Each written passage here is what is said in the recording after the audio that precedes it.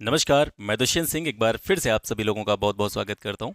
उम्मीद करता हूँ आप सभी अच्छे होंगे और आपकी तैयारी भी बहुत ही बढ़िया तरीके से चल रही होगी। यूपीपीसीएस प्री और आरओ एग्जाम को ध्यान में रखते हुए हम घटनासार करंट अफेयर्स की सीरीज कर रहे हैं। ये पार्ट 7 है। इसके बाद में 2 वीडियोज़ और आने हैं और इसी के साथ आपकी घटनासार अर्धवार्षिकी वाली बुक जो है वो यहाँ से कंप्लीट हो जाएगी। तो बिना समय को व्यर्थ गवाते हुए सीधे पॉइंट पे आते हैं, स्टार्ट करते हैं। अपनी बुक अपने हाथ में रखिएगा, जो जो चीज़ें यहाँ से मैं आपको बताते चलूँ उनको अपनी बुक में अंडरलाइन या हाईलाइट करते चलिएगा, ताकि आपको बाद के टाइम में रिवीजन करने में किसी भी प्रकार की कोई दिक्कत ना हो। तो चलिए सबसे पहले बात करते हैं नाइट फ्रैंक की इंटरनेशनल रेजिडेंशियल इंडेक्स 2023 के बारे में। 1 मार्च 2023 को लंदन स्थित संपत्ति सलाहकार फर्म जिसका नाम है नाइट फ्रैंक, इसके द्वारा इंटरनेशनल रेजिडेंशियल इंडेक्स 2023 को जारी किया गया है। ये सूचकांक पूरी दुनिया में प्रमुख आवासीय संपत्ति बाजार के रुझानों और प्रदर्शन में अंतर्दृष्टि प्रदान करने का काम करता है। इस रिपोर्ट के अनुसार आपको जो चीज़ें याद रखनी हैं वो यहाँ से देखिएगा। सबसे पहले आपको याद रखना है कि रिपोर्ट में मोनाको, ये दुनिया का सबसे महंगा शहर इसको बताया गया है, जहां 1 मिलियन अमेरिकी डॉलर में आप सिर्फ 17 स्क्वायर मीटर जगह खरीद सकते हैं। ठीक है, तो मोनाको जो है इस रिपोर्ट के अकॉर्डिंग दुनिया का सबसे महंगा शहर है। इसके बाद में दूसरे स्थान पर हांगकांग है, फिर न्यूयॉर्क और सिंगापुर का स्थान है। विदेशी स्थानों में यूनाइटेड किंगडम, संयुक्त अरब अमीरात जिसको यूएई कहा जाता है, और संयुक्त राज्य अमेरिका, ये घर खरीदने के लिए सबसे पसंदीदा स्थानों में इस रिपोर्ट में बताए गए हैं। इंटरनेशनल रेजिडेंशियल इंडेक्स में प्राइम इंटरनेशनल रेजिडेंशियल इंडेक्स को भी शामिल किया गया है। ये प्राइम इंटरनेशनल रेजिडेंशियल इंडेक्स, जिसको PIRI कहा जाता है, ये क्या बताता है? ये 100 प्रमुख शहरों में मूल्य प्रदर्शन को ट्रैक करने का काम करता है, और इसके आधार पर दुबई लगातार दूसरे वर्ष 44.2% ग्रोथ के साथ में शीर्ष पर बना हुआ है। ठीक है, भारत के मुंबई में प्रमुख संपत्ति बाजार में 6.4% की कीमत वृद्धि देखी गई है, जिससे शहर वर्ष 2022 में पीरी 100 में 37वें स्थान पर है। तो मुंबई की रैंकिंग इसमें 37 है। 2021 में मुंबई 92वें स्थान पर था, तो ये बहुत ज़्यादा ज़रूरी नहीं है। 2022 वाला डाटा आपको याद रखना है। मुंबई 2022 में 37वें स्थान पर है। ठीक है, मैंने केवल उन्हीं चीज़ों को यहाँ पे हाईलाइट कर रखा है जो ज़रूरी है, बाकी की इसमें बहुत ज़्यादा लेंदी दे रखा है मटेरियल, तो सारी चीज़ों पर आपको ध्यान देने की ज़रूरत नहीं है। इसी वजह से मैं कहता हूँ कि बुक अपनी लेकर के बैठें, ताकि आप उसमें हाईलाइट करते रहें। ठीक है, कृत्रिम बुद्धि द्वारा संचालित दुनिया का पहला रेडियो प्लेटफॉर्म, नाम याद रखेंगे इसका, रेडियो जीपीटी। ठीक है, ये आर्टिफिशियल इंटेलिजेंस यानी AI द्वारा संचालित दुनिया का पहला रेडियो प्लेटफॉर्म है। ओहियो बेस्ड मीडिया कंपनी जिसका नाम है फ्यूचरी, इसके द्वारा इसको विकसित किया गया है, और ये जो है टॉपिक कपल्स तकनीकी का उपयोग करता है। फ्यूचरी के CEO का नाम क्या है? Daniel N standing. ठीक है, जो ये कंपनी है जिसके द्वारा इस रेडियो जीपीटी को बनाया गया है, इसके CEO का नाम क्या है? Daniel N standing. उन्होंने कहा उनकी कंपनी ने रेडियो को बचाने के लिए या बनाने के लिए जो है रेडियो जीपीटी बनाया है। ये प्रौद्योगिकी अप्रैल 2023 के बीच तक रेडियो स्टेशन पर स्टार्ट होने वाली है। इसमें पोर्टलैंड स्थित अल्फा मीडिया और रोजर्स स्वार्ट्स एंड मीडिया शामिल है। तो नाम याद रखना है आपको, किस कंपनी ने बनाया ये याद रखना है, इसके साथ साथ इस कंपनी के CEO का नाम आपको याद रखना है, और बहुत ज़्यादा चीज़ें याद रखने की ज़रूरत नहीं है। बात करते हैं 5वें भारत आसियान व्यापार शिखर सम्मेलन के बारे में। ये 6 मार्च 2023 को कुआलालंपुर में संपन्न हुआ है। कहाँ पे? कुआलालंपुर में, मलेशिया में। इलेक्ट्रॉनिक्स और सूचना प्रौद्योगिकी राज्य मंत्री राजीव चंद्रशेखर ने 5वें आसियान भारत व्यापार शिखर सम्मेलन को संबोधित किया है। इसकी थीम याद रखेंगे आप। थीम क्या है इसकी? रणनीतिक व्यापार साझेदारी के लिए आसियान भारत आर्थिक संबंधों को मजबूत करना और आगे बढ़ाना, ये इसकी थीम है। और ये कहाँ पे आयोजित किया गया है, उस स्थान का नाम आप याद रखेंगे, कुआलालंपुर में। थीम और स्थान दोनों आपको याद रखने हैं। वर्तमान में आसियान में कितने सदस्य देश हैं? देखिए ये स्टैटिक इन्फॉर्मेशन आ गई, क्योंकि आसियान के बारे में बात हो रही है, तो आपसे ये भी पूछा जा सकता है कि आसियान में वर्तमान में कितने सदस्य हैं, इसके मेंबर कितने हैं। तो 10 सदस्य देश हैं इसके। नाम क्या क्या है? इंडोनेशिया, मलेशिया, और यहाँ से आप देखेंगे फिलीपींस हो गया, सिंगापुर हो गया, थाईलैंड हो गया, Brunei, Laos, Myanmar, Cambodia, Vietnam. ये 10 सदस्य हैं किसके? आसियान के। आसियान है क्या? ये एक क्षेत्रीय समूह है जो आर्थिक, राजनीतिक और सुरक्षा सहयोग को बढ़ावा देता है। इसकी स्थापना 1967 में हुई थी, बैंकॉक, थाईलैंड में। ठीक है, इसके अलावा आसियान देशों की जो कुल आबादी है वो कितनी है? मिलाकर के 664 मिलियन। और अगर इनकी संयुक्त जीडीपी की कैलकुलेशन करी जाए तो वो है 3.3 ट्रिलियन अमेरिकी डॉलर। ये आसियान देशों की कुल मिलाकर के टोटल जो जीडीपी है वो 3.3 ट्रिलियन अमेरिकी डॉलर है और कुल आबादी इसकी 664 मिलियन है। ठीक है। भारत और आसियान के बीच सहयोग के क्षेत्र कहाँ कहाँ, मतलब जो बात हुई है एक तरीके से कह सकते हैं कहाँ कहाँ ये देश जो है एक दूसरे का सहयोग करेंगे। तो भारत इस क्षेत्र में भारत म्यांमार थाईलैंड त्रिपक्षीय राजमार्ग और कलादान मल्टी मॉडल परियोजना जैसी कई कनेक्टिविटी परियोजनाएं कार्यान्वित कर रहा है। इसके बारे में जो आईएमटी परियोजना है इसके बारे में आगे और बात करेंगे क्योंकि ये कह सकते हैं अलग से दे रखा है टॉपिक इस बुक में। तो आसियान जो है ये भारत का चौथा सबसे बड़ा व्यापारिक भागीदार है। भारत ने आसियान के साथ वर्ष 2009 में वस्तुओं पर और वर्ष 2014 में सेवाओं एवं निवेश पर एक मुक्त व्यापार समझौते पर हस्ताक्षर किए थे। पुराने समय में 2009 में वस्तुओं पर मुक्त व्यापार और 2014 में सेवाओं और जो इन्वेस्टमेंट से जुड़ी हुई चीज़ें होती हैं उससे जुड़ा हुआ जो फ्री ट्रेड एग्रीमेंट था उस पर जो है दोनों देशों के बीच में, दोनों समूहों के बीच में हस्ताक्षर हुए थे। आसियान भारत सहयोग कोष और आसियान भारत ग्रीन फंड जैसे विभिन्न तंत्रों के माध्यम से आसियान देशों को वित्तीय सहायता प्रदान करता है। यहाँ पर देखेंगे ये इंपॉर्टेंट है, अमेरिका ब्रिटेन और ऑस्ट्रेलिया के बीच में ऑकस समझौता हुआ है। इसका मतलब क्या है? ए का मतलब है यहाँ पर ऑस्ट्रेलिया, यूके मतलब आपका यूनाइटेड किंगडम ब्रिटेन हो गया और यूएस मतलब आपका यूनाइटेड स्टेट्स हो गया। तो ऑकस जो है ये ऑस्ट्रेलिया ब्रिटेन और अमेरिका के बीच में एक त्रिपक्षीय सुरक्षा गठबंधन है जिसकी घोषणा कब हुई थी? 2021 में अमेरिकी राष्ट्रपति के द्वारा। तो इसके बारे में एक बेसिक सी जानकारी। ऑकस के बैनर तले हुई इस मीटिंग में 2030 तक ऑस्ट्रेलिया को न्यूक्लियर पावर वाली सबमरीन देने के समझौते पर हस्ताक्षर हुए हैं। ठीक है। समझौते के तहत अमेरिका ऑस्ट्रेलिया को 3 US Virginia class nuclear powered submarine देगा और आवश्यकता पड़ने पर 2 और सबमरीन की आपूर्ति अमेरिका के द्वारा ऑस्ट्रेलिया को की जाएगी। इस प्रोजेक्ट के अंतर्गत अमेरिका और ब्रिटेन संयुक्त रूप से 8 SSN ऑकस सबमरीन बनाएंगे जिसमें अमेरिका की टेक्नोलॉजी का प्रयोग किया जाएगा। 2030 के अंत में यूके को अपनी पहली पनडुब्बी मिलेगी और ऑस्ट्रेलिया इसे 2040 के प्रारंभ में प्राप्त करेगा। मतलब यूएस के द्वारा यूके को पहली पनडुब्बी प्रदान की जाएगी 2030 के एंड तक और 2040 के स्टार्टिंग में ऑस्ट्रेलिया को जो है ये पनडुब्बी प्रदान कर दी जाएगी। ऑस्ट्रेलिया के क्रू को ट्रेनिंग देने के लिए 2027 तक 4 अमेरिकी और 1 ब्रिटिश सबमरीन पश्चिमी ऑस्ट्रेलिया में तैनात किए जाएंगे। ये बात भी जो है इस समझौते में तय की गई है।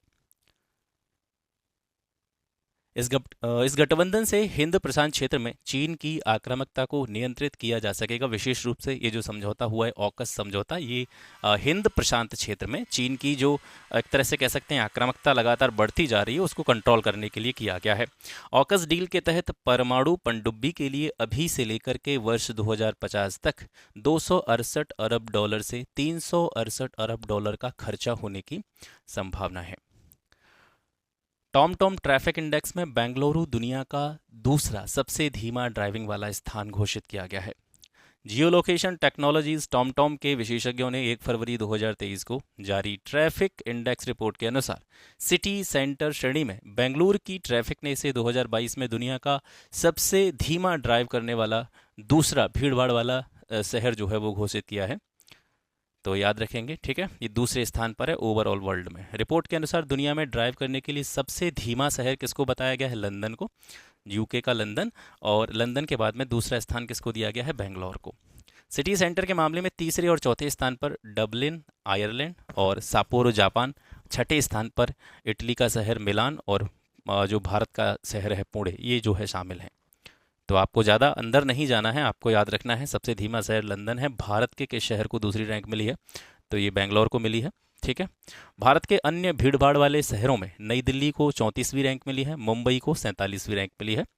टॉम ट्रैफिक इंडेक्स की रिपोर्ट के 12वें संस्करण में 2022 के दौरान 6 महाद्वीपों पर 56 देशों के 389 शहरों को कवर किया गया। इस पूरी रिपोर्ट में मतलब ये बताया जा रहा है कि 6 महाद्वीपों के 56 देशों को शामिल किया गया और 56 देशों के कितने शहरों को यहाँ पे कवर किया गया है? 389 सिटीज़ को यहाँ पे कवर किया गया।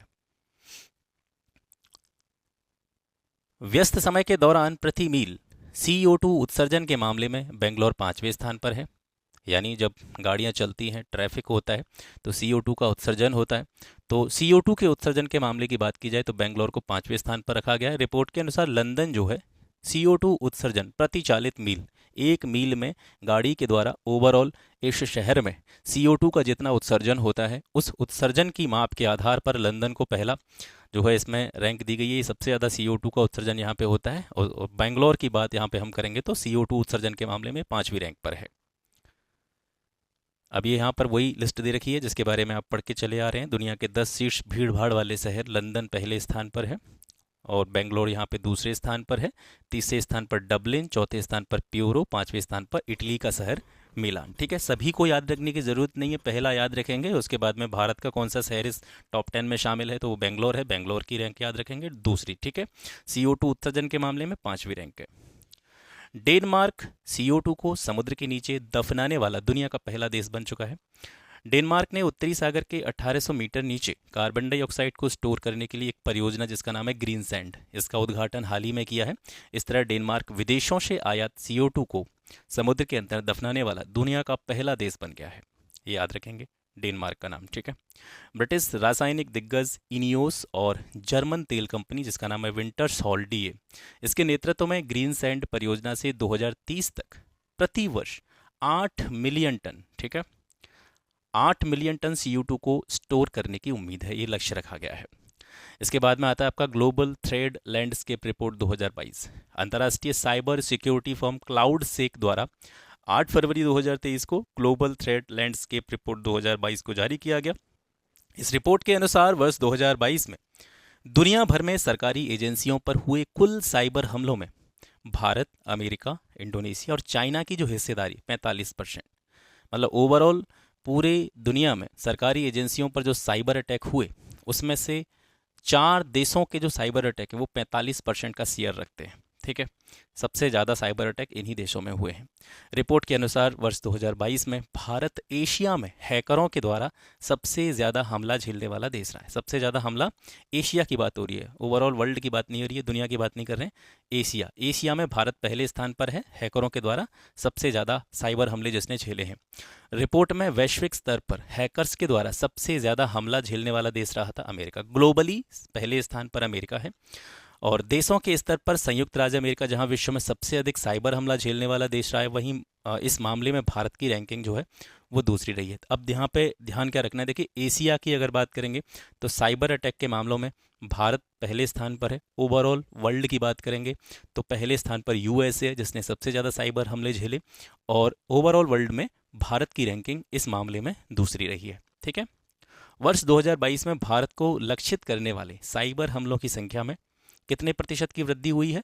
24.3% की वृद्धि हुई है। वर्ष 2022 में शीर्ष 5 साइबर हमला झेलने वाले देश यहाँ पर लिस्ट दे रखी है, देख लेंगे। USA आपको पता ही है पहले स्थान पर है, भारत का स्थान दूसरा है। तीसरे स्थान पर साइबर हमला सबसे ज़्यादा किसने झेला है? इंडोनेशिया ने। रूस का स्थान चौथा है और 5वें स्थान पर चाइना है। वर्ष 2022 में सर्वाधिक साइबर हमला मल्टीपल उद्योगों और सरकारी क्षेत्र में दर्ज किया गया है, ये बात भी आपको पता होनी चाहिए। इसके बाद में आता है Safety Perceptions Index 2023। Institute for Economics and Peace IEP के द्वारा फरवरी 2023 में विश्व भर में जोखिम का प्रभाव समझने के लिए सेफ्टी परसेप्शन इंडेक्स 2023 जारी किया गया। इसमें कुल 121 देशों को शामिल किया गया है और इस सूचकांक में जो शीर्ष 5 देश हैं उनमें पहला है आपका उज्बेकिस्तान, दूसरा है यूनाइटेड अरब अमीरात UAE, तीसरे स्थान पर सऊदी अरब, चौथे स्थान पर नॉर्वे है, 5वें स्थान पर एस्टोनिया है। ठीक है, अब ये लिस्ट में वही सारे देश दे रखे हैं तो दोबारा सा इनको पढ़ने की ज़रूरत नहीं है। सूचकांक में शामिल निम्नतम रैंक वाले 5 देश। अब आपको पता है कि इस सूचकांक में कितने देशों को शामिल किया गया? 121 देशों को शामिल किया गया, जिसमें पहले स्थान पर उज्बेकिस्तान है, 121वें स्थान पर कौन है? माली है। और भारत की रैंकिंग आप याद रखेंगे, इसमें 57वीं रैंक जो है भारत को मिली है। किस स्कोर के साथ? 0.320 स्कोर के साथ में। ये 3 पॉइंट आपको याद रखने हैं, इसके अलावा ज़्यादा इसमें गहराई में जाने की आवश्यकता नहीं है। ये बहुत इंपॉर्टेंट है, यहाँ से प्रश्न अक्सर करके पूछा जाता है बौद्धिक संपदा सूचकांक से, तो इसको थोड़ा सा ध्यान से समझना है। US चैम्बर ऑफ कॉमर्स के ग्लोबल इनोवेशन पॉलिसी सेंटर के द्वारा प्रकाशित अंतर्राष्ट्रीय बौद्धिक संपदा सूचकांक 2023, ये कब जारी किया गया? 21 फरवरी 2023 को जारी किया गया है। कुल 55 देशों को इसमें शामिल किया गया और शीर्ष स्थान किसको मिला है? अमेरिका को। और सबसे लास्ट के स्थान पर कौन रहा है? वेनेजुएला। ठीक है, तो आपने दो तीन चीज़ें यहाँ से देख ली। अंतर्राष्ट्रीय बौद्धिक संपदा सूचकांक, कुल कितने देश हैं इसमें? 55 है। पहले स्थान पर अमेरिका, लास्ट रैंक 55वीं रैंक जो है वो वेनेजुएला की है। भारत की रैंक के बारे में बात करेंगे, उससे पहले जानते हैं कि ये सूचकांक जो है ये 50 अद्वितीय संकेतकों में प्रत्येक अर्थव्यवस्था में आईपी ढांचे का मूल्यांकन करता है। संकेतक समग्र आईपी पारिस्थितिकी तंत्र की अर्थव्यवस्था का एक स्नैपशॉट बनाते हैं और सुरक्षा की 9 श्रेणियों, जिसमें से पहली है पेटेंट, कॉपीराइट, फिर तीसरी आपकी ट्रेडमार्क, डिजाइन का अधिकार, व्यापार भेद, आईपी संपत्ति का व्यवसायीकरण, प्रवर्तन, प्रणालीगत दक्षता, सदस्यता एवं अंतर्राष्ट्रीय संधियों का अनुसमर्थन आदि को कवर करते हैं। तो 9 इसमें जो है श्रेणियां हैं जिसके आधार पर ये जो रैंक है देशों को दी जाती है। तो यहाँ से देखेंगे पहले स्थान पर अंतर्राष्ट्रीय बौद्धिक संपदा सूचकांक में अमेरिका है, जिसका आईपी स्कोर कितना है? 94.48। दूसरे स्थान पर यूके है, तीसरे स्थान पर फ्रांस है। आईपी स्कोर सभी देशों का याद रखने की ज़रूरत नहीं है। पहला वाला जो कंट्री है जो सबसे पहले स्थान पर है, शीट्स पर है, अमेरिका, इसका अगर याद रख सकते हैं तो रख लीजिएगा 94.48%। और सबसे लास्ट वाले का है वेनेजुएला का 14.10। और यहाँ से भारत का याद रख लीजिएगा, ठीक है। भारत की स्थिति सूचकांक में शामिल 55 देशों में 42वीं है। अंतर्राष्ट्रीय बौद्धिक संपदा सूचकांक में 42वें स्थान पर है भारत, और भारत का जो आईपी स्कोर है वो 38.64% है। वर्ष 2022 में भारत का स्थान 43वां था। इसको एक स्थान का जो है कह सकते हैं 43वें स्थान से हट करके ये 42वें स्थान पर आ गया है। 2021 में 40वें स्थान पर था। सूचकांक में भारत के अलावा ब्रिक्स देश जो हैं उनकी स्थिति देखते हैं। ब्रिक्स देशों में चीन का 24वां स्थान है, ब्राज़ील का 36वां स्थान है, साउथ अफ्रीका 45वें स्थान पर है, और रूस का स्थान जो है आपका 54वां है। ऑयल इंडिया लिमिटेड ये 13वीं महारत्न कंपनी बन चुकी है, ठीक है। इसका नाम आपको याद रखना है, और इसमें बहुत ज़्यादा मतलब डेटा नहीं याद रखना है। आपको याद रखना है कि अब 13वीं महारत्न कंपनी है, तो महारत्न कंपनियों की संख्या कितनी हो गई है? 13 हो गई है। और नवरत्न कंपनियों की संख्या वर्तमान में कितनी हो गई है? 14वीं हो गई है। तो आपको यहाँ से किस तरीके से चीज़ें याद रखनी है कि 13वीं महारत्न कंपनी का नाम क्या है? Oil India limited. और 14वीं नवरत्न कंपनी का दर्जा किसको मिला है? ONGC, oil and natural gas limited corporation, ठीक है। तो ये जो है 14वीं नवरत्न कंपनी मिली है। इनको जो दर्जा मिला है नवरत्न और महारत्न का, ये अगस्त 2023 में इनको दिया गया है। अब यहाँ से इनसे जुड़ी हुई जो महत्वपूर्ण जानकारी है वही देखेंगे, फालतू की चीज़ें नहीं देखेंगे। ऑयल इंडिया ने वित्तीय वर्ष 2022-23 में 41,039 करोड़ का कारोबार किया, और इसका नेट प्रॉफिट जो रहा था वो 9,845 करोड़ रहा था। महारत्न कंपनी का दर्जा पाने के लिए पात्र कंपनी का औसत कारोबार जो है वो पिछले 3 वर्षों में 25,000 करोड़ से ज़्यादा का होना चाहिए। और इसके साथ साथ लास्ट 3 ईयर्स में औसत वार्षिक शुद्ध संपत्ति 15,000 करोड़ से अधिक होनी चाहिए। और इसके साथ साथ पिछले 3 वर्ष के दौरान औसत वार्षिक शुद्ध लाभ जो होता है, नेट प्रॉफिट जो होता है, वो 5,000 करोड़ से अधिक होना चाहिए, तब किसी कंपनी को महारत्न कंपनी का दर्जा दिया जाता है, ठीक है। देश में 13 महारत्न कंपनियां इस तरह हैं, इनके नाम आप यहाँ से देख लीजिए, ये आपको दूसरी किताबों में भी मिल जाएंगे, ठीक है। आपको याद रखना है यहाँ पे कि 13वीं जो महारत्न कंपनी बनी है ऑयल इंडिया लिमिटेड है, 2023 में इसको, अगस्त 2023 में इसका दर्जा प्रदान किया गया। इससे पहले किसको मिला था? ग्रामीण विद्युतीकरण निगम को मिला था, REC को मिला था 2022 में, ठीक है। आगे देखते हैं अंकटाड की वर्ल्ड इन्वेस्टमेंट रिपोर्ट 2023। संयुक्त राष्ट्र व्यापार एवं विकास सम्मेलन, जिसको अंकटाड कहा जाता है, 5 जुलाई 2013 को इसने वर्ल्ड इन्वेस्टमेंट रिपोर्ट 2023 जारी की है। और यहाँ पे ये बताया गया है कि FDI में विकसित देशों में कुल 378 अरब डॉलर का, और विकासशील देशों में 916 अरब डॉलर का जो है FDI आया है, प्रत्यक्ष विदेशी निवेश इनको प्राप्त हुआ है, ठीक है। विकसित देशों में कितना मिला है? 378 अरब डॉलर, और विकासशील देशों में 916 अरब डॉलर का प्रत्यक्ष विदेशी निवेश इस रिपोर्ट के आधार पर बताया गया है। भारत में इस अवधि में 49 अरब डॉलर का विदेशी निवेश आया, जो वर्ष 2021 में इसके प्रत्यक्ष विदेशी निवेश से, जो कि 55 अरब डॉलर था, उसकी तुलना में 11% कम है, ठीक है, इस वर्ष। रिपोर्ट में भारत ग्रीनफील्ड परियोजनाओं घोषणाओं के लिए तीसरा सबसे बड़ा मेजबान देश, और दक्षिण एशिया में अंतर्राष्ट्रीय परियोजना वित्त सौदे के लिए दूसरा सबसे बड़ा देश बन गया है। दुनिया के विकसित देशों में पिछले साल प्रत्यक्ष विदेशी निवेश में 37% की गिरावट आई है। या पूरे ओवरऑल जो डेवलप्ड कंट्रीज़ हैं उनके बारे में बात कर रहे हैं कि पिछले साल की अपेक्षा इस वर्ष में जो प्रत्यक्ष विदेशी निवेश आता है अलग अलग जगह से, तो उसमें 37% की ओवरऑल गिरावट है विकसित देशों में, ठीक है। इस दौरान एशियाई विकासशील देशों में 2021 की तरह ही 662 अरब डॉलर का प्रत्यक्ष विदेशी निवेश आया। ये आंकड़ा वैश्विक स्तर पर मिले कुल एफडीआई का करीब आधा है। रिपोर्ट के अनुसार ये बताया गया है कि भारत और आसियान देश क्रमशः 10 और 5% की वृद्धि के साथ में एफडीआई के सबसे उत्साही प्राप्त करते हैं। ठीक है, भारत जो है 10% की ग्रोथ है इसमें। आसियान देशों में ओवरऑल मिलाकर के सभी का कंबाइंड रूप से 5% की ग्रोथ है और ये एफडीआई के सबसे उत्साही प्राप्तकर्ताओं में शामिल किए गए इस रिपोर्ट में। विगत वर्ष जिन 5 देशों में सबसे ज़्यादा करीब 80% प्रत्यक्ष विदेशी निवेश आया, उनमें कौन कौन शामिल था? भारत, चाइना, सिंगापुर, हांगकांग और यूएई। ठीक है, अब इसके बाद में आगे चलते हैं। रिपोर्ट के अनुसार पिछले साल वैश्विक एफडीआई 12% घट करके 1.3 लाख करोड़ डॉलर रह गया है। सिंगापुर दक्षिण पूर्व एशिया में सबसे ज़्यादा 141 अरब डॉलर का विदेशी निवेश प्राप्त जो करने वाला देश है, जो 2021 के मुकाबले 8% ज़्यादा है। तो दक्षिण पूर्व एशिया की बात करेंगे तो सबसे ज़्यादा एफडीआई किसने प्राप्त किया है? सिंगापुर ने प्राप्त किया है 141 अरब डॉलर।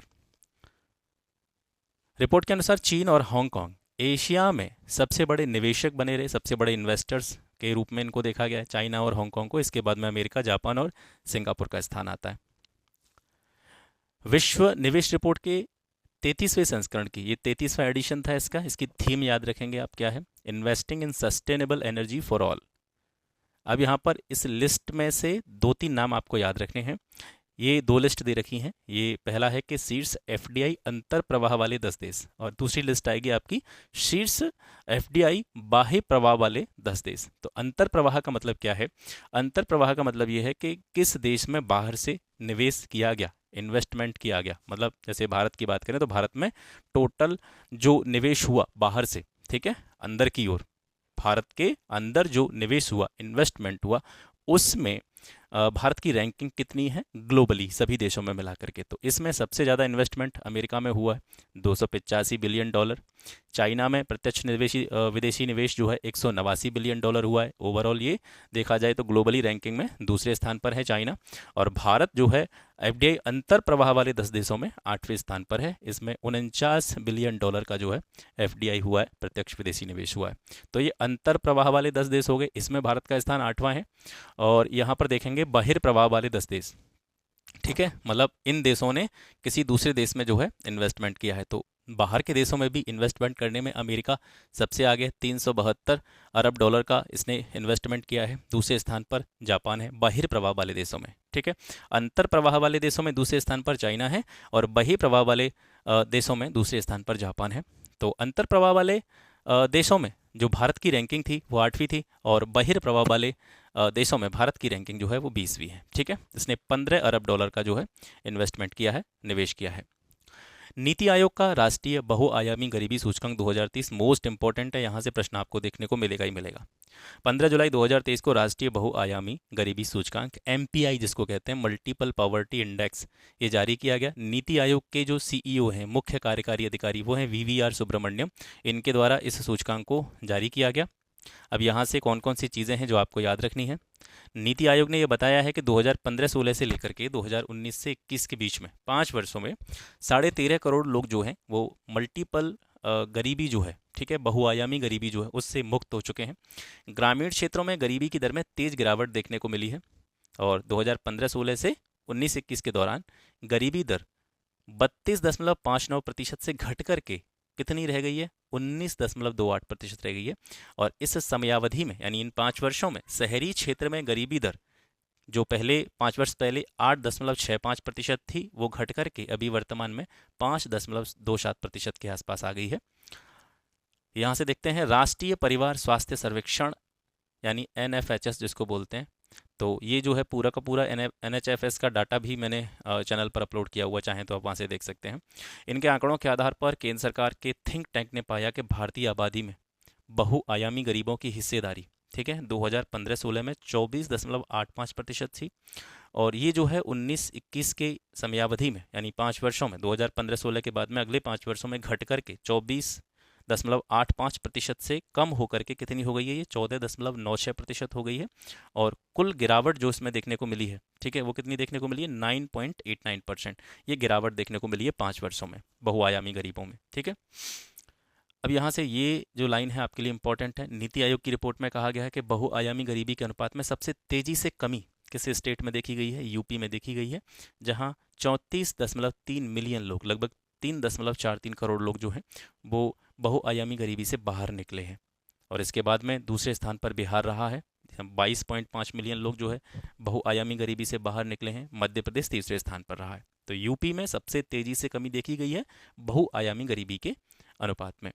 अब यहाँ से देखेंगे बहुआयामी गरीबी वाले शीर्ष 5 राज्य कौन से हैं, टॉप 5 जो स्टेट्स हैं, ठीक है।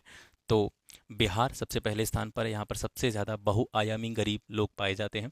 दूसरे स्थान पर झारखंड है, तीसरे स्थान पर आपका मेघालय है, और चौथे स्थान पर आपका कौन है, यहाँ से अ, उत्तर प्रदेश है। तो उत्तर प्रदेश आप याद रखेंगे यहाँ से। पिछले दिनों जारी ग्लोबल एमपीआई 2021 के अनुसार 109 देशों में, ओवरऑल यहाँ पर एमपीआई इंडेक्स की बात हो रही है, मल्टीपल पॉवर्टी इंडेक्स में 109 देशों में भारत का स्थान 66वां है, ठीक है। आगे देखते हैं। मार्च 2023 के अंत तक भारत का विदेशी ऋण, मार्च 2023 के अंत में भारत पर कुल विदेशी ऋण 624.7 अरब डॉलर था, जो एक वर्ष पहले मार्च 2022 के अंत में कितना था, 619.1 अरब डॉलर। इस प्रकार कुल विदेशी ऋण में 5.6 अरब डॉलर यानी 0.9% की वृद्धि 2022-23 के दौरान देखी गई है। मार्च 2023 के अंत में भारत पर कुल विदेशी ऋण जीडीपी का कितना परसेंटेज था, ये 18.9% था टोटल जीडीपी का। मार्च 2023 के अंत में भारत पर 624.7 अरब डॉलर के कुल विदेशी ऋण में दीर्घकालिक ऋण कितना था और अल्पकालिक ऋण कितना था, उसमें देखेंगे। दीर्घकालिक ऋण था 496.3 अरब डॉलर और अल्पकालिक ऋण जो था वो 128.4 अरब डॉलर था। मार्च 2023 के अंत में कुल विदेशी ऋण में 79.4% भाग दीर्घकालिक ऋणों का था, जबकि अल्पकालिक ऋणों का हिस्सा जो था वो 20.6% था। कुल विदेशी ऋण का सबसे ज़्यादा 54.6% भाग डॉलर में निरूपित था। दूसरे स्थान पर भारतीय रुपया, इंडियन रुपी। तो सभी जितनी भी करेंसी हैं उनमें अगर इसको काउंट करेंगे तो सबसे ज़्यादा भाग डॉलर का है। दूसरे स्थान पर इंडियन रुपी है, तीसरे स्थान पर एसडीआर, चौथे स्थान पर जापानी येन और पाँचवें स्थान पर यूरो है। रिपोर्ट के अनुसार भारत का ऋण सेवा अनुपात, डेप्ट सर्विस रेशियो, ये 2023 में 5.3% हो गया है।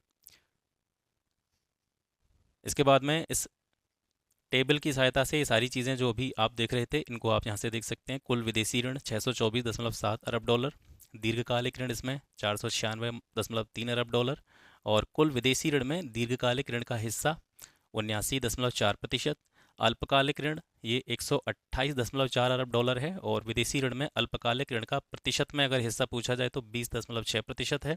जीडीपी के परसेंटेज के रूप में कुल विदेशी ऋण 18.9% है। ये इंपॉर्टेंट है, एग्जाम में पूछा जा सकता है। मुद्राओं की दृष्टि से विदेशी ऋण की संरचना यहाँ पे देखेंगे, डॉलर में सबसे ज़्यादा है विदेशी ऋण का जो हिस्सा है, लगभग 54.5% के आसपास। इसके बाद में दूसरा स्थान इंडियन रुपी का है, 29.8% जो विदेशी ऋण है वो रुपए के रूप में है। एसडीआर के रूप में 6.1% विदेशी ऋण है, और येन के रूप में 5.7% विदेशी ऋण है। यूरो में 3.2% विदेशी ऋण है। मार्च 2023 के अंत तक ऋण सेवा अनुपात जो है ये भी याद रखना है, इंपॉर्टेंट है, एग्जाम में पूछा जा सकता है, 5.3%। निर्यात तैयारी सूचकांक ईपीआई रिपोर्ट 2023। नीति आयोग 17 जुलाई 2023 को वर्ष 2022 में भारत के राज्यों, केंद्र शासित प्रदेशों के लिए तीसरा निर्यात तैयारी सूचकांक रिपोर्ट 2023 जारी कर रहा है। सूचकांक के लिए देश के सभी 36 राज्यों और केंद्र शासित प्रदेशों को 4 श्रेणियों में बांटा गया है। तटीय राज्य, भूमिबद्ध राज्य, लैंडलॉक स्टेट जिनको कहते हैं, हिमालयी राज्य और केंद्र शासित और छोटे राज्य।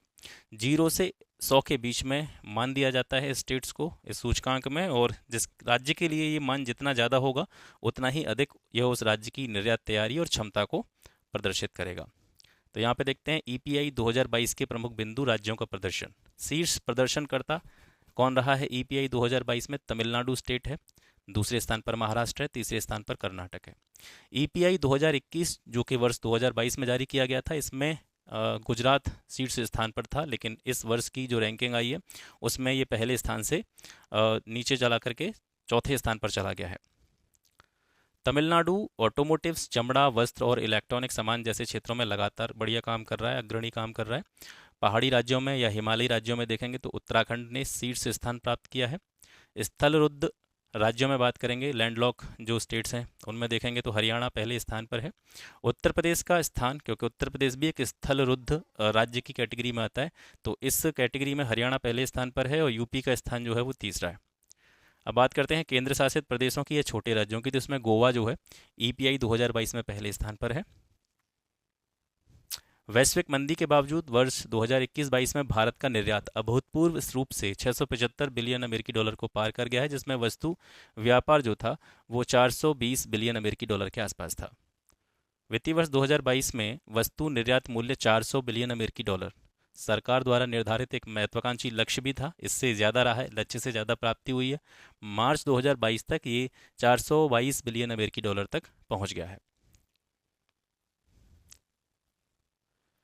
निर्यात तैयारी सूचकांक में शीर्ष राज्यों में से 6 तटीय राज्य तमिलनाडु, महाराष्ट्र, कर्नाटक, गुजरात जैसे जो राज्य हैं, इन्होंने सभी संकेतकों में जो है सबसे अच्छा प्रदर्शन किया है। रिपोर्ट के अनुसार निर्यात के दृष्टिकोण से गुजरात का जो जामनगर जिला है वो देश का शीर्ष जिला बना हुआ है। तो यहाँ पर डिस्ट्रिक्ट की बात करेंगे तो इस रिपोर्ट में सबसे शीर्ष स्थान पर जामनगर है। ईपीआई रैंकिंग 2022 में शीर्ष 10 राज्य, इनके बारे में अभी हमने पढ़ा ही है। तो पहले स्थान पर आपका तमिलनाडु, एक बार फिर से देख लेते हैं, तमिलनाडु। दूसरे स्थान पर महाराष्ट्र, तीसरे स्थान पर कर्नाटक और चौथे स्थान पर गुजरात। पिछले वर्ष की रैंकिंग में गुजरात पहले स्थान पर था, इस वर्ष ये चौथे स्थान पर खिसक गया है। और उत्तर प्रदेश जो है 2022 की इस ईपीआई रैंकिंग में 7वें स्थान पर है लैंडलॉक स्टेट्स की कैटेगरी में। और इसका स्कोर भी आप चाहें तो याद रख सकते हैं, 61.23। इसके बाद में बात करते हैं मिशन इवॉल्व के बारे में। भारतीय लघु उद्योग विकास बैंक, जिसको सिडबी के नाम से भी जाना जाता है, इसने जून 2023 में मिशन इवॉल्व जो है वो लॉन्च किया है। मिशन इवॉल्व लॉन्च करने में सिडबी के साथ में कौन मिलकर के काम कर रहा है, तो इसमें नीति आयोग है, वर्ल्ड बैंक है, कोरियाई वर्ल्ड बैंक है, आर्थिक सहायता कोष है। ये सभी लोग मिलकर के जो मिशन इवॉल्व है उसको लॉन्च कर रहे हैं। इवॉल्व की फुल फॉर्म आपको पता होनी चाहिए, electric vehicle operations and landing for vibrant ecosystem. अब इसमें से बहुत ज़्यादा चीज़ें आपको याद नहीं रखनी है। एक तो आपको याद रखना है कि इवॉल्व की फुल फॉर्म क्या है और ये किसके द्वारा लॉन्च किया गया है, ये दो चीज़ें हो गई। इसके अलावा ये जो मिशन है 2030 तक भारत के 30% इलेक्ट्रिक व्हीकल प्रवेश लक्ष्य का समर्थन करने के लिए सिडबी का जो उद्देश्य है उसको समर्थन करता है। इसके अलावा यहाँ पर आपको याद रखना है कि वित्तीय वर्ष 2022-23 के दौरान भारत में इलेक्ट्रिक व्हीकल्स की बिक्री जो है वो 1 मिलियन से ज़्यादा हो गई है। और इसमें पूरे जो इलेक्ट्रिक व्हीकल्स हैं उनमें सबसे ज़्यादा हिस्सेदारी है वो टू व्हीलर्स की है, दोपहिया वाहनों की है, जो कितनी है 62% है। इसके बाद में नेशनल मैन्युफैक्चरिंग इनोवेशन सर्वे 2021-22 के बारे में बात करते हैं। मई 2023 में इसको जारी किया गया है। ठीक है, नेशनल मैन्युफैक्चरिंग इनोवेशन सर्वे। इसके अनुसार विनिर्माण कंपनियों में इनोवेशन स्तर के मामले में कर्नाटक सबसे इनोवेटिव राज्य बना हुआ है। तो ये इंपॉर्टेंट है, याद रखना है आपको। ठीक है, नेशनल मैन्युफैक्चरिंग इनोवेशन सर्वे में सबसे इनोवेटिव स्टेट का दर्जा किसको मिला है, कर्नाटक को मिला है। कर्नाटक के बाद में आता है स्थान किसका, दादरा नगर हवेली, दमन और दीव, तेलंगाना और तमिलनाडु। इसके बाद में यहाँ पर रैंकिंग दे रखी है सभी स्टेट्स की। तो राज्यों में जैसे कर्नाटक आपको पता ही है, ये सबसे इनोवेटिव स्टेट है, पहले ही रैंकिंग इसको मिली है। स्कोर चाहें तो याद रख सकते हैं 33.41। ठीक है, इसके बाद में तेलंगाना, महाराष्ट्र, हरियाणा। और ये जो है बीच में से आपको सारे स्टेट्स याद रखने की ज़रूरत नहीं है, सबसे इनोवेटिव स्टेट का नाम याद रखें, कर्नाटका। इसके बाद में यूपी की रैंकिंग कितनी है इसमें वो आप याद रखेंगे नेशनल मैन्युफैक्चरिंग इनोवेशन सर्वे में। यूपी की रैंकिंग 14 है और यूपी का स्कोर है 29। आगे देखते हैं, पहाड़ी राज्यों में उत्तराखंड जो है शीर्ष है। वैसे ओवरऑल रैंकिंग इसकी कितनी है, 5वीं है। ओवरऑल सर्वे में उत्तराखंड की रैंकिंग 5वीं है, लेकिन पहाड़ी राज्यों में ये पहले स्थान पर है। तो इसका स्कोर कितना है, 31.72। ठीक है, बाकी सारे आपको याद रखने की ज़रूरत नहीं है। अब यहाँ से देखते हैं क्या क्या ज़रूरी है। इसीलिए मैं कहता हूँ कि बुक आपके पास होगी तो आप उसमें से चीज़ों को शॉर्ट लिस्ट कर पाएंगे, क्योंकि चीज़ें बहुत ज़्यादा दे रखी हैं इसमें, काफ़ी डिटेल में आप देख ही रहे हैं कि बहुत ज़्यादा डिटेल में करंट अफेयर्स को यहाँ पर बताया गया है। तो सारी चीज़ें हमारे लिए ज़रूरी नहीं होती हैं। पेपर में जो क्वेश्चंस पूछे जाते हैं वो कहाँ कहाँ से पूछे जाते हैं ये मैं आपको बताने की कोशिश कर रहा हूँ। टाइम मैगजीन की 100 प्रभावशाली कंपनियों की सूची। टाइम मैगजीन ने 21 जून 2023 को 100 सबसे ज़्यादा प्रभावशाली कंपनियों की सूची जारी की है। इस सूची में भारतीय company national payment corporation of India NPCI और फैशन प्रोडक्ट से जुड़ी हुई कंपनी मीशो को भी इस बार सम्मिलित किया गया है। तो ये दोनों इस बार सम्मिलित की गई हैं। कौन कौन सी, एनपीसीआई और मीशो। याद रखेंगे, टाइम मैगजीन की 100 प्रभावशाली कंपनियों में मीशो और एनपीसीआई को सम्मिलित किया गया है। टाइम की इस सूची को 5 श्रेणियों में बांटा गया है। 5 श्रेणियां कौन कौन सी हैं? लीडर्स, डिसरप्टर्स, इनोवेटर्स, टाइटन्स और पायनियर्स। सूची की 12% से अधिक कंपनियां एआई इंडस्ट्री से जुड़ी हुई हैं। आर्टिफिशियल इंटेलिजेंस से जुड़ी हुई कंपनियों की संख्या इस सूची में सबसे ज़्यादा है। ठीक है।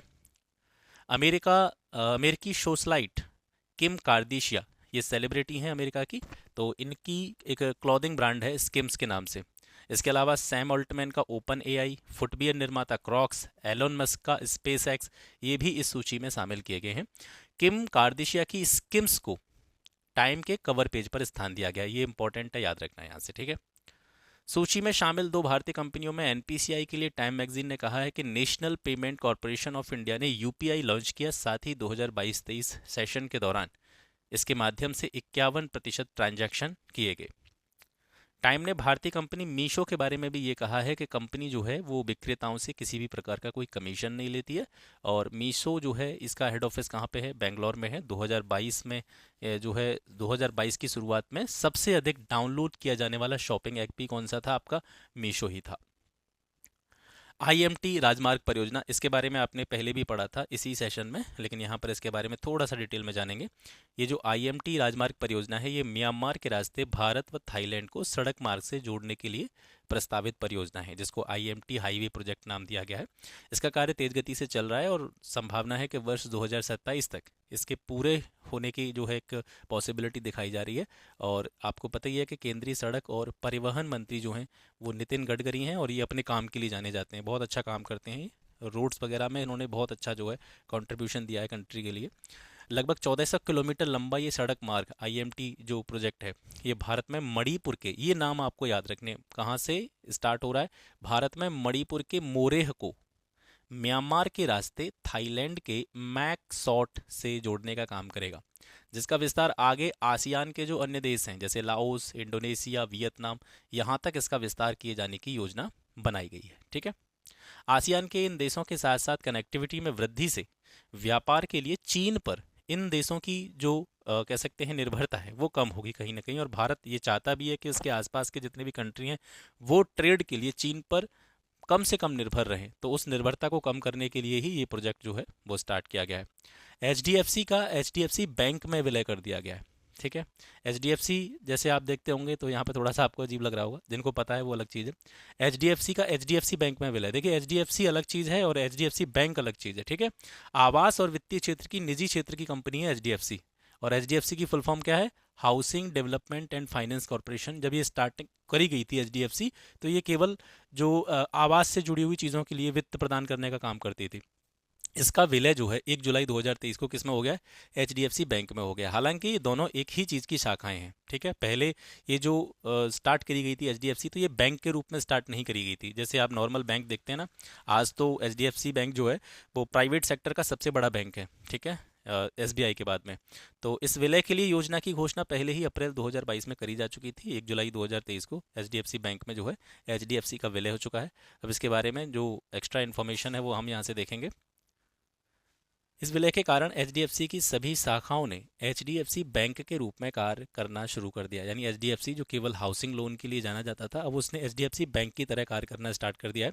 एचडीएफसी के शेयर्स 13 जुलाई 2023 से स्टॉक एक्सचेंज से हटा लिए गए तथा एचडीएफसी के शेयर धारकों को उनके प्रति 25 शेयरों के बदले एचडीएफसी बैंक के 42 शेयर जो है प्रदान किए गए हैं। इस विलय के बाद में, इस मर्ज के बाद में, बाजार पूंजीकरण की दृष्टि से, मार्केट कैपिटलाइजेशन की दृष्टि से एचडीएफसी बैंक देश में रिलायंस इंडस्ट्रीज लिमिटेड के बाद में दूसरी सबसे बड़ी कंपनी बन गई है, तथा टाटा कंसल्टेंसी सर्विस जो है टीसीएस, ये जो है तीसरे स्थान पर चली गई है। ठीक है।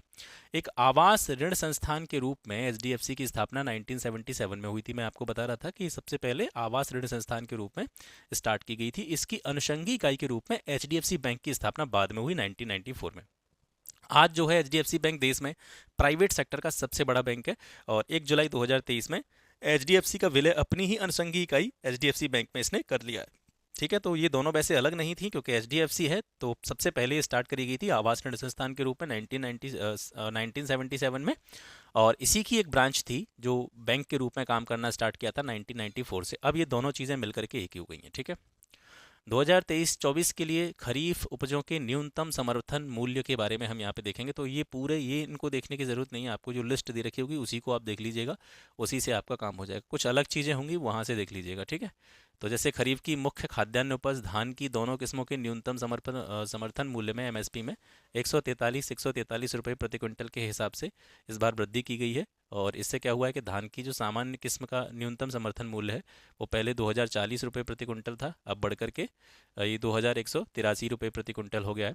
और ए ग्रेड धान के मामले में इतनी ही वृद्धि से ये ए ग्रेड, ये सामान्य धान की बात हो रही थी पहले, अब ये बात हो रही है ए ग्रेड वाले धान की। तो इसकी जो एमएसपी थी वो 2060 रुपये प्रति क्विंटल थी, अब इसको बढ़कर के कितना कर दिया गया है, 2203 रुपये पर क्विंटल कर दिया गया है।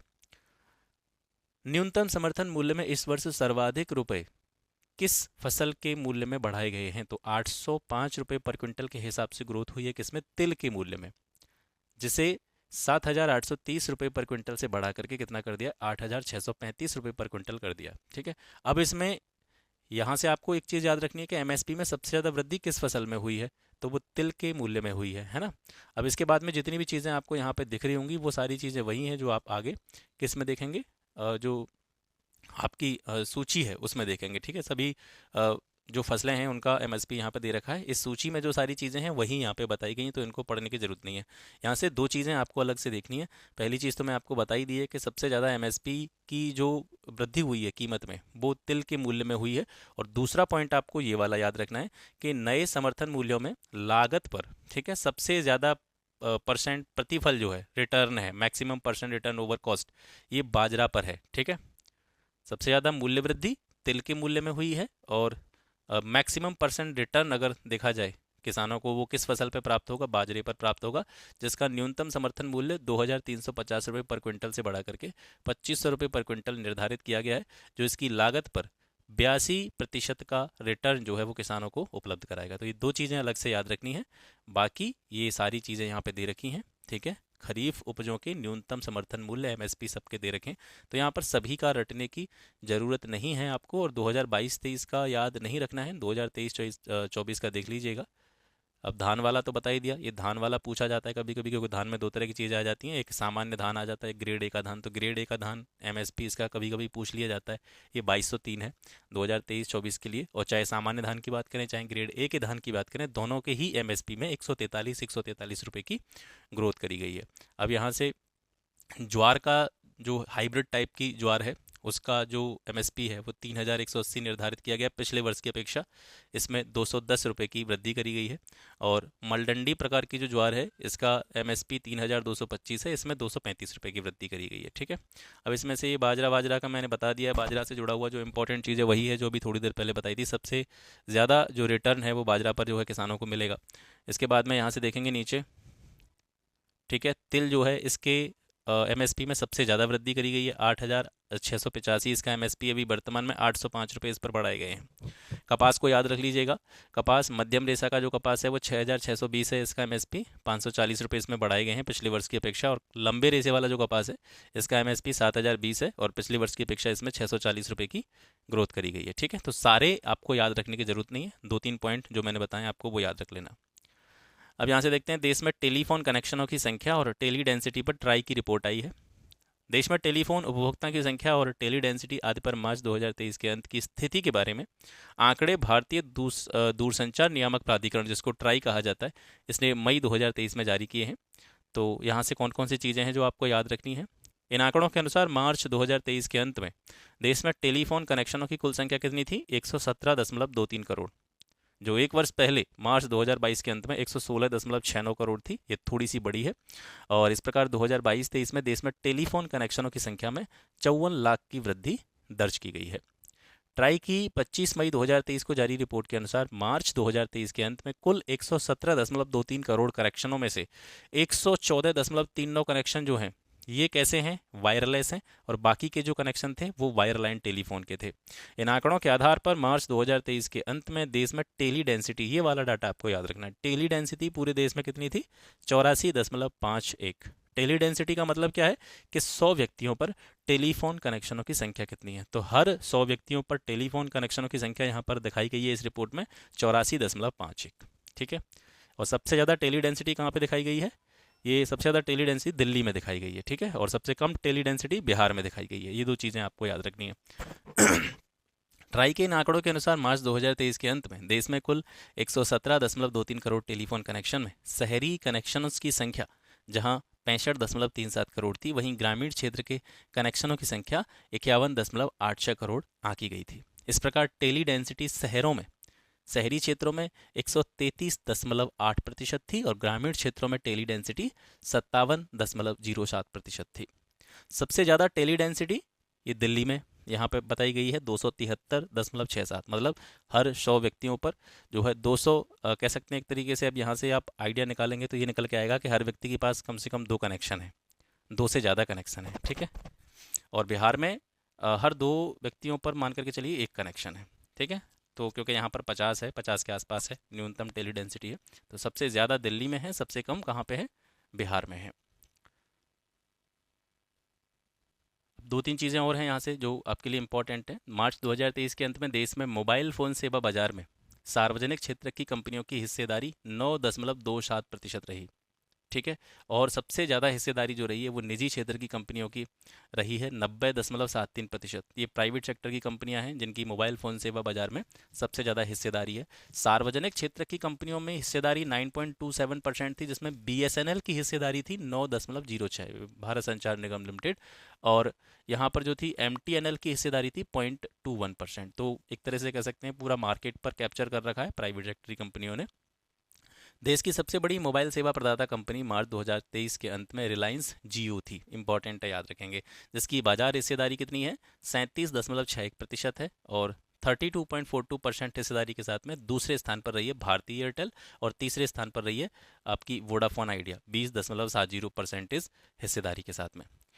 ट्राई के आंकड़ों के अनुसार मार्च 2023 के अंत में देश में ब्रॉडबैंड उपभोक्ताओं की संख्या 78.83 करोड़ थी, जो बढ़कर के मार्च 2023 के अंत में 83.93 करोड़ हो गई है। प्रति 100 व्यक्तियों पर टेलीफोन कनेक्शनों की संख्या में बिहार का जो स्थान है वो सबसे कम है। ये 2022 में भी सबसे लास्ट स्थान पे था। मार्च 2023 के आंकड़ों के आधार पर भी बिहार जो है सबसे कम है। यहाँ पर उत्तर प्रदेश का जो टेली डेंसिटी है 2023 का वो याद रखना है, 66.12 टेली डेंसिटी मार्च 2023 के आंकड़ों के आधार पर उत्तर प्रदेश की है, ठीक है। और यहाँ से आप देखेंगे सबसे ज़्यादा टेली डेंसिटी जो है वो किसकी है, दिल्ली की है। 2022 में भी दिल्ली की थी और 2023 में भी दिल्ली की है। और इसके साथ साथ पूरे भारत की टेली डेंसिटी आप याद रखेंगे 84.5 है, ठीक है। फोर्ब्स की ग्लोबल 2000 कंपनियों की सूची 2023, प्रतिष्ठित व्यावसायिक पत्रिका फोर्ब्स द्वारा 13 जून 2023 को द ग्लोबल 2000 कंपनियों की सूची जारी की गई है। और इस सूची में मुकेश अंबानी की रिलायंस इंडस्ट्रीज लिमिटेड और बिजली उत्पादन company NTPC national thermal power corporation को शामिल किया गया है। फोर्ब्स की सूची में कुल 55 भारतीय कंपनियों को शामिल किया गया है, ठीक है। ये नंबर याद रखेंगे, फोर्ब्स की सूची में कितनी भारतीय कंपनियों को शामिल किया गया है, 55 कंपनियों को। मुकेश अंबानी की रिलायंस इंडस्ट्रीज लिमिटेड विश्व भर की कंपनियों की फोर्ब्स की नवीनतम ग्लोबल 2000 सूची में 8 स्थानों का सुधार करके 45वें स्थान पर पहुंच गई। तो रिलायंस इंडस्ट्रीज लिमिटेड का स्थान फोर्ब्स की सूची में 45वां है। यह स्थान किसी भी भारतीय कंपनी के लिए सर्वोच्च है, इससे बढ़िया प्रदर्शन किसी भी कंपनी का नहीं है अकॉर्डिंग टू फोर्ब्स की सूची। भारत की सबसे बड़ी बिजली उत्पादन कंपनी एनटीपीसी लिमिटेड ने 2023 के लिए फोर्ब्स की द ग्लोबल 2000 सूची में 52 स्थान का सुधार किया है और इसकी रैंक ओवरऑल कितनी है, 433वीं रैंक। तो एनटीपीसी की रैंक है 433वीं, रिलायंस इंडस्ट्रीज लिमिटेड की जो रैंक है वो है 45, ठीक है।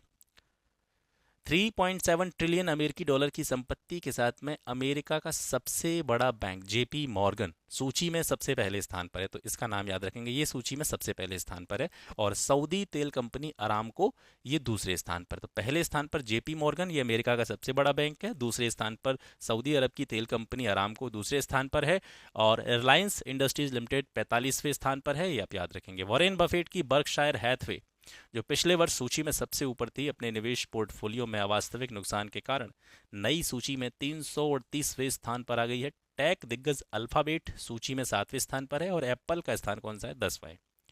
109.43 बिलियन अमेरिकी डॉलर की सेल और 8.3 बिलियन अमेरिकी डॉलर के लाभ के साथ oil to telecom group Reliance जो है 45वें स्थान पर है। पिछले वर्ष इसकी रैंकिंग 53वीं थी, इसने 8 स्थानों का सुधार किया है। ठीक है, तो रिलायंस इंडस्ट्रीज़ का जो एक तरह से कह सकते हैं सेल है वो है 109.43 बिलियन अमेरिकी डॉलर, और इसका जो नेट प्रॉफिट है वो 8.3 बिलियन अमेरिकी डॉलर है।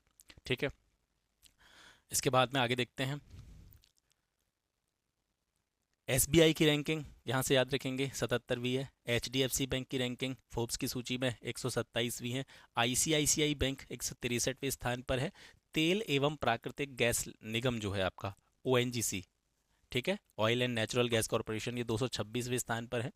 और एलआईसी 363वें स्थान पर है। टीसीएस का स्थान है 387वां। ये फोर्ब्स की सूची की बात हम कर रहे हैं। टीसीएस और रिलायंस 2023 में शीर्ष भारतीय ब्रांड, एक रिपोर्ट में ये बताया गया है।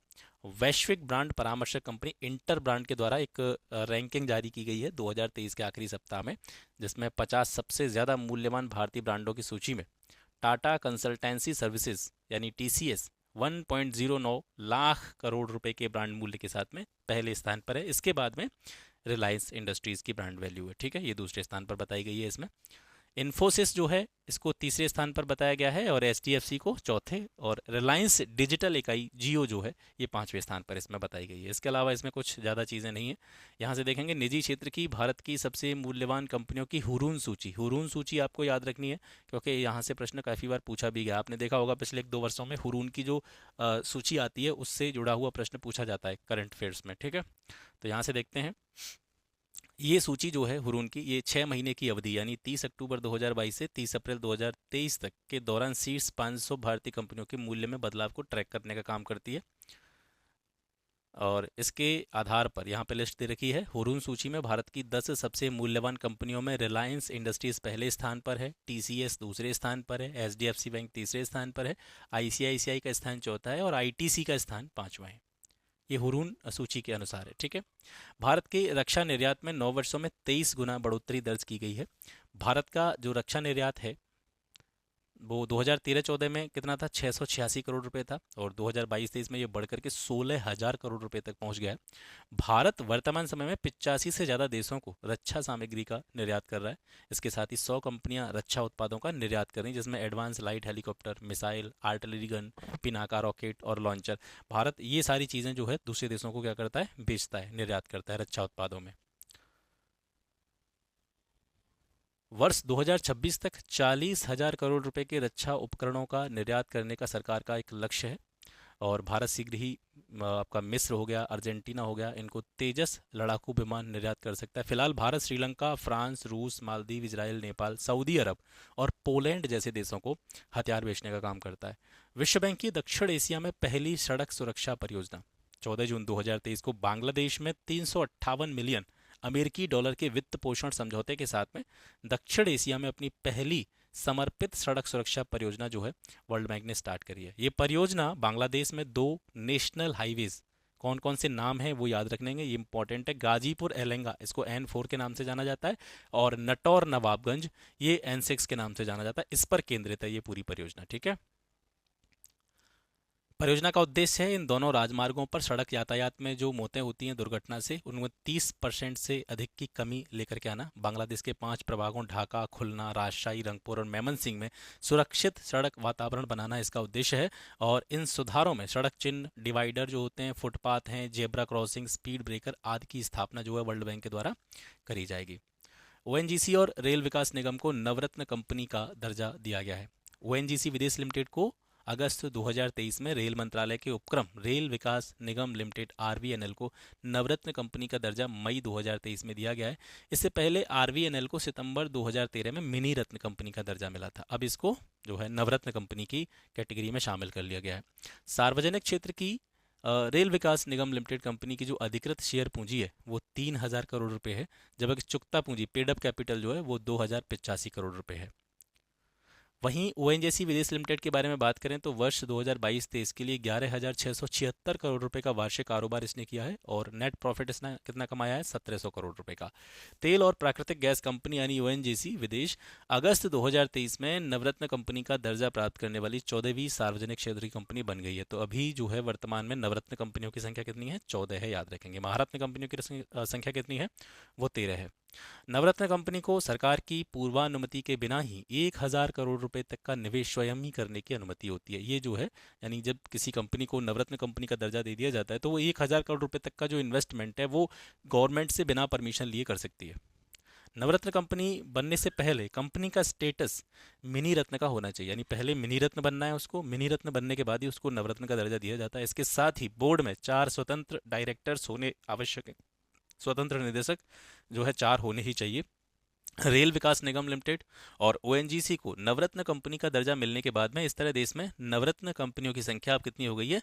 14 हो गई है। ये सूची यहाँ पर 14 नवरत्न कंपनियों की दी जा रही है। ये सभी आपको याद करने की जरूरत नहीं है, बस याद रखेंगे कि लास्ट वाली कौन सी है, तो यही पूछी जाती है जनरली। ओएनजीसी विदेश लिमिटेड जो है हाल ही में इसको 14वीं नवरत्न कंपनी का दर्जा मिला है। इससे पहली कौन सी थी? रेल विकास निगम लिमिटेड, इसको नवरत्न कंपनी का दर्जा मिला था। इसके बाद में आगे देखते हैं। भारत अब विश्व में सबसे ज़्यादा जनसंख्या वाला देश हो गया है। ये संयुक्त राष्ट्र की रिपोर्ट है। संयुक्त राष्ट्र जनसंख्या कोष यूनाइटेड नेशंस पॉपुलेशन फंड यूएनपीएफ की नवीनतम रिपोर्ट के अनुसार भारत 2023 में ही विश्व में सबसे ज़्यादा जनसंख्या वाला देश बन गया है। चीन को हमने पछाड़ दिया है। भारत और चीन के पश्चात तीसरी बड़ी जनसंख्या वाला देश कौन सा है? अमेरिका है। संयुक्त राष्ट्र जनसंख्या कोष की वर्ष 2023 की वर्ल्ड पॉपुलेशन रिपोर्ट जो 19 अप्रैल 2023 को पब्लिश हुई, इसमें भारत की 2023 की मध्य वर्षीय जनसंख्या 142.86 करोड़ और चीन की संख्या को 142.56 करोड़ दिखाया गया है, 5-7 करोड़ दिखाया गया है। तो इस तरीके से 2023 में हम जो है विश्व के सबसे ज़्यादा जनसंख्या वाले देश बन गए हैं। इस प्रकार 2023 में भारत की जनसंख्या चीन की जनसंख्या से कितनी ज़्यादा हो गई है? 29 लाख, याद रखेंगे। ठीक है, हमारी जनसंख्या संयुक्त राष्ट्र की रिपोर्ट के आधार पर चीन से कितनी ज़्यादा है? 29 लैक्स। पहले के विभिन्न प्रक्षेपणों में इस दशक के अंत तक ही भारत की जनसंख्या चीन से अधिक होने के अनुमान थे। मतलब पहले जो एक एक्सपेक्टेशन की गई थी उसमें ये बताया गया था कि ये दशक जो समाप्त होगा, ठीक है, उस दशक के अंत तक जो है भारत की जनसंख्या चीन से ज़्यादा होगी, लेकिन ये पहले ही हो गई है। संयुक्त राष्ट्र जनसंख्या कोष की विश्व जनसंख्या रिपोर्ट 2023 के अनुसार वर्ष 2050 तक भारत की जनसंख्या कितना पहुंच जाएगी? 166.8 करोड़ तक पहुंच जाएगी, जबकि चीन की संख्या जो है वो घट करके 131.17 करोड़ हो जाएगी। रिपोर्ट के अनुसार 2050 तक वैश्विक जनसंख्या में होने वाली वृद्धि में 50% कंट्रीब्यूशन सिर्फ 8 देशों का होगा। वो 8 देश कौन कौन से हैं? Congo, Egypt, Ethiopia, Bharat, Nigeria, Pakistan, Philippines और तंजानिया। ये बताया गया है कि 2050 तक पूरे वर्ल्ड की जितनी भी पॉपुलेशन होगी उसमें 50% पॉपुलेशन इन 8 देशों की ही होगी। रिपोर्ट में विश्व की सबसे ज़्यादा जनसंख्या वाले 5 देश 1970 की स्थिति तथा 2023 और 2060 में प्रक्षेपण के आधार पर इस तरीके से कुछ डेटा निकल करके आए हैं, वो यहाँ पे आप देखेंगे। 1970 में चीन और भारत की पॉपुलेशन में ज़्यादा अंतर नहीं था। चीन की पॉपुलेशन 82.3 करोड़ थी, भारत की 55.8 के आसपास थी। और जो है 2023 में भारत ने चीन को पीछे छोड़ दिया। आप यहाँ पे देख सकते हैं 142.9 और चीन की 142.6 है। 2050 में चीन की जनसंख्या में कमी यहाँ पर दिखाई जा रही है कि जो कह सकते हैं एक अनुमान दिखाया गया है संयुक्त राष्ट्र के द्वारा कि चीन की जो पॉपुलेशन है 2050 तक 131.8 करोड़ के आसपास हो जाएगी, जबकि भारत की पॉपुलेशन जो है वो 167 करोड़ के आसपास पहुँच जाएगी, है ना। तो यहाँ से ये बहुत ज़्यादा ज़रूरी नहीं है आपके एग्ज़ाम के पॉइंट ऑफ व्यू से, बस आपको यहाँ से केवल समझाने के लिए मैं बता रहा हूँ। वैश्विक जनसंख्या के 2022 में 8 अरब होने के बाद 2050 में 9.7 अरब और 2100 में मतलब 2100 में 10.4 अरब होने का अनुमान है। ये वैश्विक जनसंख्या की बात हो रही है। ये इंपॉर्टेंट है। विश्व में औसत जीवन प्रत्याशा लाइफ एक्सपेक्टेंसी जो थी 2019 में 72.8 वर्ष थी, जो 1990 की तुलना में 9 वर्ष ज़्यादा थी। मृत्यु दर में आगे और गिरावट के चलते 2050 में औसत जीवन प्रत्याशा 77.2 वर्ष होने का पूर्वानुमान रिपोर्ट में व्यक्त किया गया। तो 2050 के आसपास जो लाइफ एक्सपेक्टेंसी होगी वो पूरे विश्व के संबंध में बात हो रही है, वो कितनी हो जाएगी? 77.2 ईयर हो जाएगी। 2019 में ये कितनी थी? पूरे वर्ल्ड के लिए 72.8 थी। भारत की जनसंख्या संरचना पर टिप्पणी करते हुए रिपोर्ट में कहा गया है कि यहाँ की जनसंख्या का 68% हिस्सा 15 से 64 वर्ष आयु वर्ग में है। यानी आपको पता है कि 15 से लेकर के 59 ईयर तक का जो आयु वर्ग है ये कार्यशील जनसंख्या की कैटेगरी में आता है। मतलब एक ऐसी जनसंख्या जो देश की जो जीडीपी है उसमें कंट्रीब्यूट करती है, मतलब काम करने वाली जनसंख्या जो है ना। तो 15 से 64 वर्ष के जो आयु वर्ग है उसकी पॉपुलेशन भारत की कुल पॉपुलेशन का कितना है, 68% है। तो ये एक अच्छी कह सकते हैं एक पॉजिटिव न्यूज़ है, क्योंकि हमारे देश में युवाओं की संख्या ज़्यादा है, लेकिन कुछ ना कुछ पॉलिसीज़ वगैरह या जो भी कार्य प्रणाली है वो इस तरह की नहीं है कि इस युवा जनसंख्या का सही रूप से प्रयोग किया जा सके, है ना।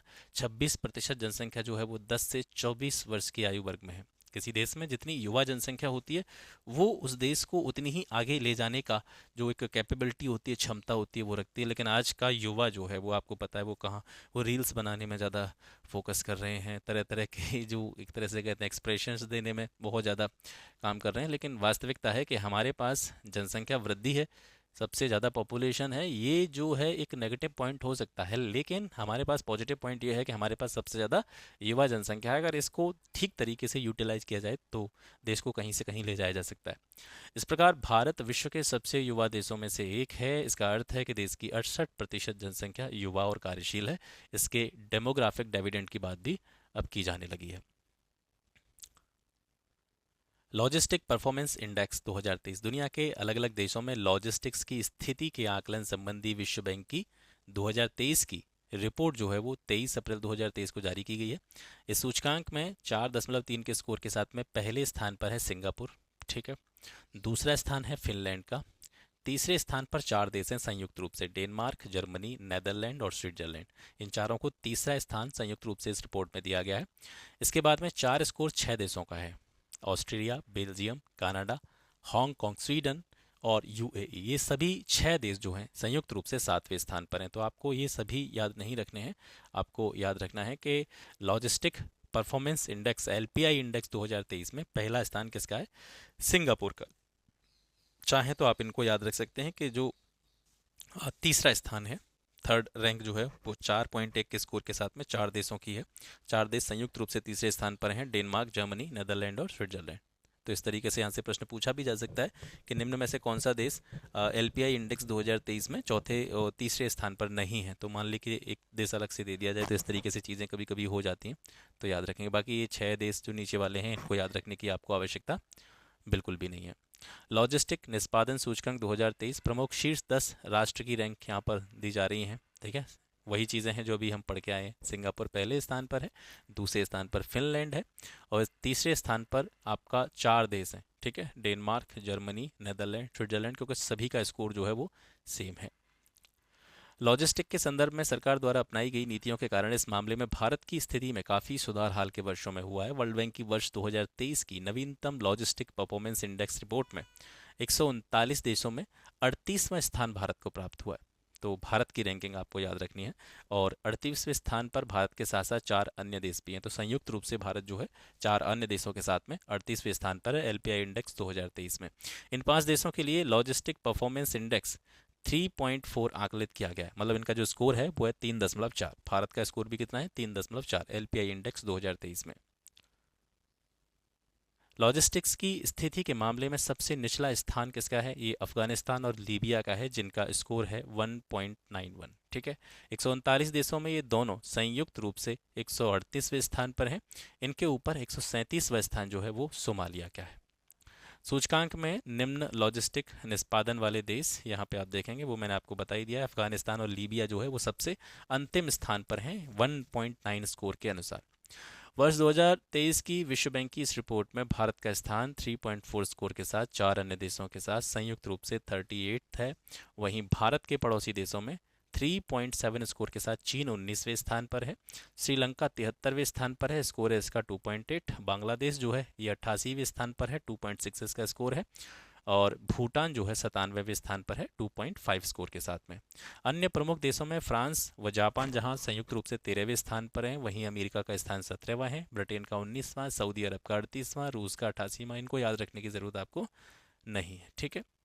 लॉजिस्टिक्स की प्रभावशीलता का आकलन छह मानकों के आधार पर किया जाता है, जो इस प्रकार हैं: सीमा शुल्क का प्रदर्शन, आधारभूत संरचना की गुणवत्ता, शिपमेंट की सुलभ व्यवस्था, लॉजिस्टिक सेवाओं की गुणवत्ता, भेजी गई वस्तुओं की ट्रैकिंग और अनुरेखण, और शिपमेंट की समयबद्धता। इन चीज़ों के आधार पर इस इंडेक्स को तैयार किया जाता है और इसी के आधार पर देशों को जो है रैंक प्रदान की जाती है। तो ये हो गया आज का सेशन।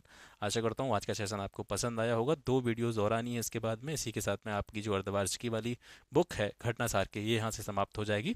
और इसके बाद में आपको पता है फाइनल एग्ज़ाम से पहले एक पूरे साल का इसका संस्करण आएगा, उसको भी मैं आपको यहाँ से कंप्लीट करा दूंगा। तो चिंता करने की कोई बात है नहीं। तो अगर वीडियो अच्छा लगता है तो इसको अपने फ्रेंड्स के साथ में शेयर जरूर कीजिएगा। मिलते हैं आपसे फिर एक नेक्स्ट वीडियो में एक नए टॉपिक के साथ। तब तक के लिए नमस्कार, जय हिंद।